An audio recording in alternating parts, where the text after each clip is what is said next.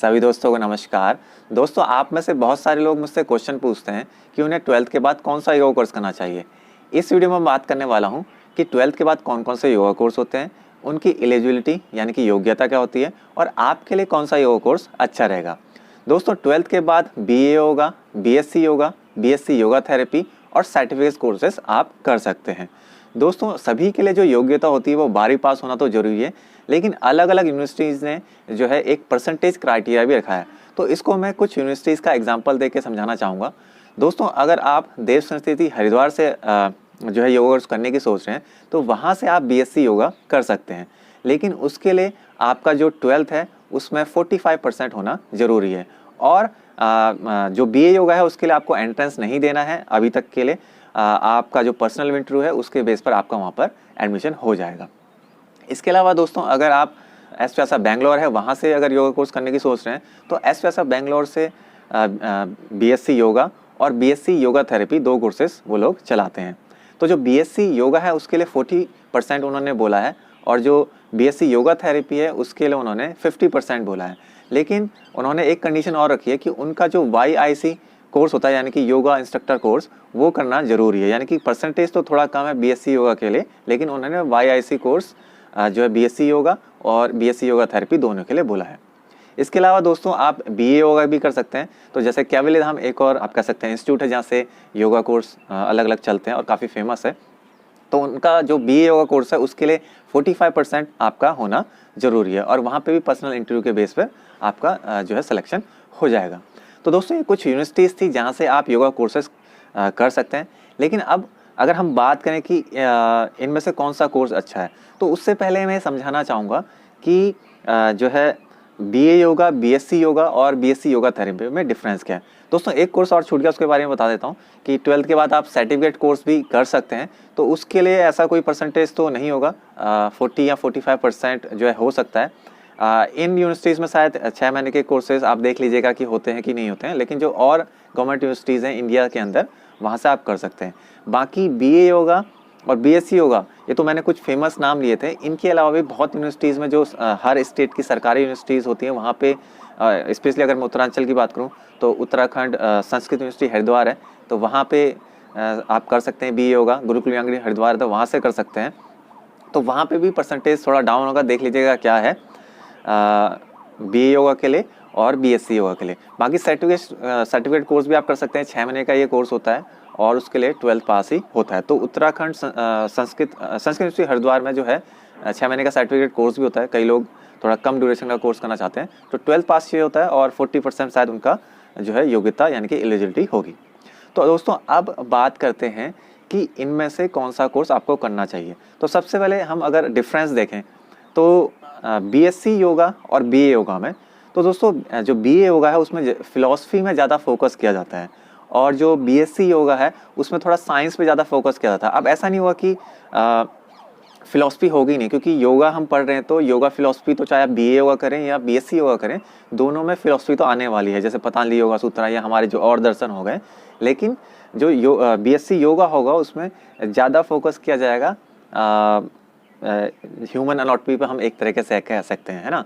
इसके अलावा जो BSc योगा थेरेपी है वो थेरेपेटिक ज़्यादा होगा, मतलब उसमें फिलॉसफी भी होगी, उसमें एनाटॉमी भी होगी, लेकिन उसमें डिजीज़ को लेके ज़्यादा जो है सिलेबस होगा या है, मैं कह सकता हूँ। जो BSc yoga therapy S Vyasa Bangalore में चलता है, यानी कि डायबिटीज़ वाले को, पेशेंट को कैसे ठीक करना है, किसी को हाइपरटेंशन है उसे कैसे ठीक करना है, तो थेरेपी बेस्ड वो ज़्यादा होगा। हालांकि एनाटॉमी और फिलॉसफी उसमें ज़्यादा होगी, लेकिन जो BA होगा उसमें फिलॉसफी पे ज़्यादा फोकस होगा, हालांकि उस पर भी एनाटॉमी रहती है।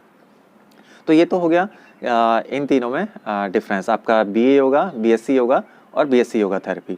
सर्टिफिकेट दोस्तों उसमें एक मिला जुला थोड़ा बहुत सब कुछ रहेगा कि कोई एक बिगिनर है और उसे एक 6 महीने का कोर्स करना है तो उसे एक योगा का ओवरऑल जो आइडिया मिल जाए, तो उसमें सभी कुछ होगा। फिलॉसफी भी होगी, थोड़ी बहुत एनाटॉमी भी होगी, थोड़ी बहुत डिजीज़ के बारे में बात किया होगा।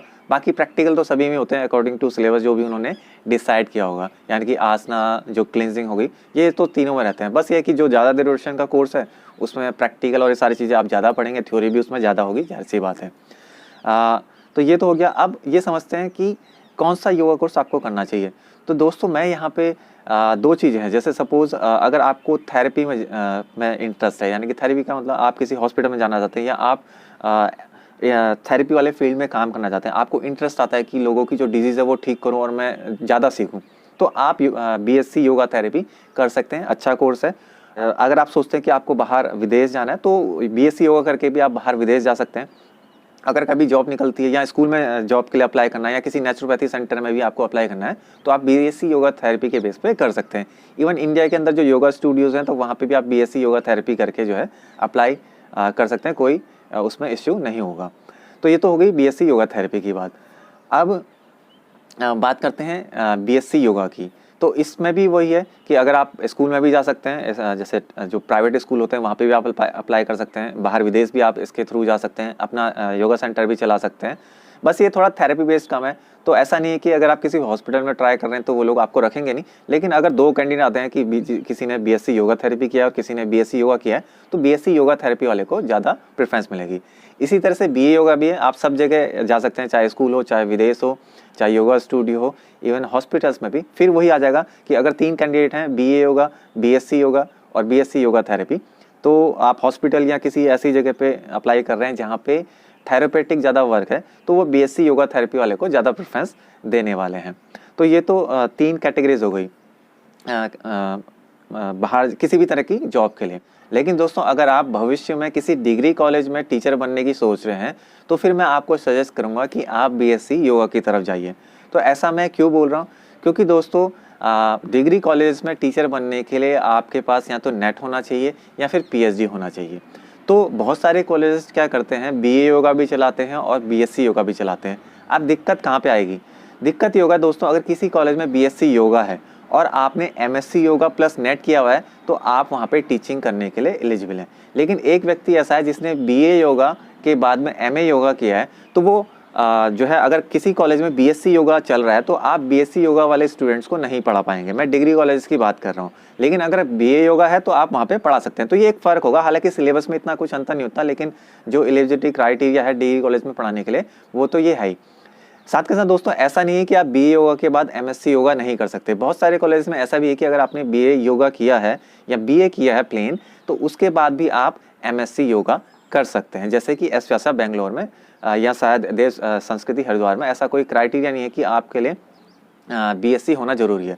एस व्यासा बेंगलोर में ऐसा है कि आपने बीए योगा किया है तो आप उसके बाद एमएससी योगा कर सकते हैं। लेकिन फिर भी मैं आपको यही सजेस्ट करूँगा कि आपके कहीं ना कहीं माइंड में ऐसा क्वेश्चन चल रहा है कि मैं डिग्री कॉलेज में भी शायद पढ़ा सकता हूँ, मतलब कुछ आपने डिसाइड नहीं किया कि आप बाहर भी जा सकते हैं, आप कॉलेज में भी पढ़ा सकते हैं, आप स्कूल में भी पढ़ा सकते हैं। तो बीएससी योगा अच्छा रहेगा, तो आपके रास्ते ओपन रहेंगे। अगर आपने एमएससी योगा कर लिया तो फिर आप बीए योगा वाला को भी पढ़ा सकते हैं और बीएससी योगा वाला को भी पढ़ा सकते हैं। लेकिन वहीं अगर आपने जो है एमए योगा किया है तो आप बीए योगा वालों को पढ़ाने के लिए एलिजिबल होंगे, लेकिन बीएससी योगा वालों को पढ़ाने के लिए आप एलिजिबल नहीं होंगे। हालांकि आप आगे अगर आप बाकी नेट और पीएचडी करना तो ज़रूरी होता है। तो मेरे हिसाब से दोस्तों आपको एकदम अच्छी तरह से समझ आ गया होगा कि कौन कौन से योगा कोर्स होते हैं और कौन सा कोर्स आपको करना चाहिए। फिर भी अगर आपके कोई क्वेश्चन है तो आप मुझे फेसबुक या फिर इंस्टाग्राम में पूछ सकते हैं। वीडियो देखने के लिए धन्यवाद। और दोस्तों मैं चाहूँगा कि ये वीडियो आप ज़्यादा से ज़्यादा शेयर करें, क्योंकि दोस्तों आपके शेयर से मुझे मोटिवेशन मिलता है। वीडियो देखने के लिए धन्यवाद। मिलते हैं अगले वीडियो पर, तब तक के लिए गुड बाय।